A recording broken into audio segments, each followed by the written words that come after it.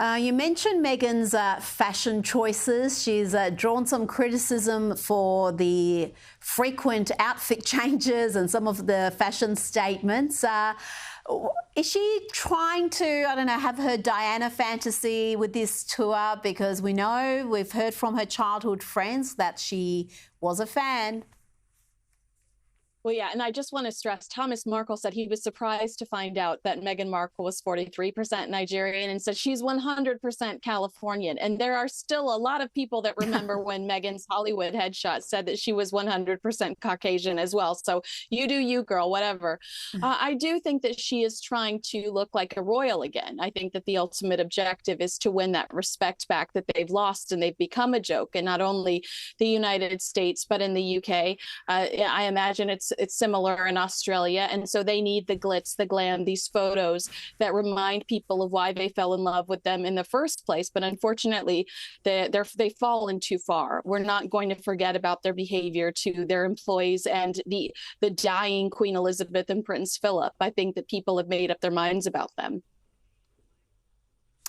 Oh, indeed. But Meghan was eager to praise her husband for being smart after he spoke to Nigerian school children about mental health and how it's okay to have a bad day. I've got to say, though, Kinsey, this is all a bit too much. It's a bit too rich because you mentioned some of the challenges in this country. They're real challenges. Here you've got this pampered prince telling kids who have got all sorts of issues he could never even fathom, and he's telling them about hardship. Right. And my favorite part is when she gets up, she grabs the mic and she says, "Do you see why I married him?" And everybody cheers. And then she says, "It's so inspiring because he speaks the truth." Rita, he would not know the truth if it bit him on his frostbitten todger. Like the irony. I mean, these people are insane. I just like who is standing near them going, "Oh, that's going to be amazing." Absolutely, say that. They have 2 brand new publicists. Fire them immediately. Yeah. Really? No. You created all sorts of imagery there, Kinsey. That's disturbing. So let's move on to something else.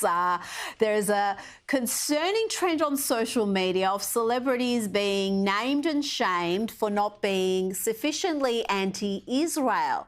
There's lists going around, obviously, targets like Gal Gadot, who's Wonder Woman, who's Israeli, so obviously she's in the bad books. But a surprising number of celebrities are on this list, like Billie Eilish, who have made pro-Palestinian statements in the past or statements calling for a ceasefire. But to the activists, their statements aren't strong enough. Their condemnation, their boycotts aren't strong enough. Who else is on this list? Yeah, I mean, you just saw Selena Gomez and Taylor Swift. Selena Gomez has absolutely gotten in trouble for some of her comments about Palestine. But I think that these are people that have all of this time to raise hell because they are unemployed. If they had jobs and had to pay real bills, they wouldn't have time to riot with George Soros's Hollywood Extras program.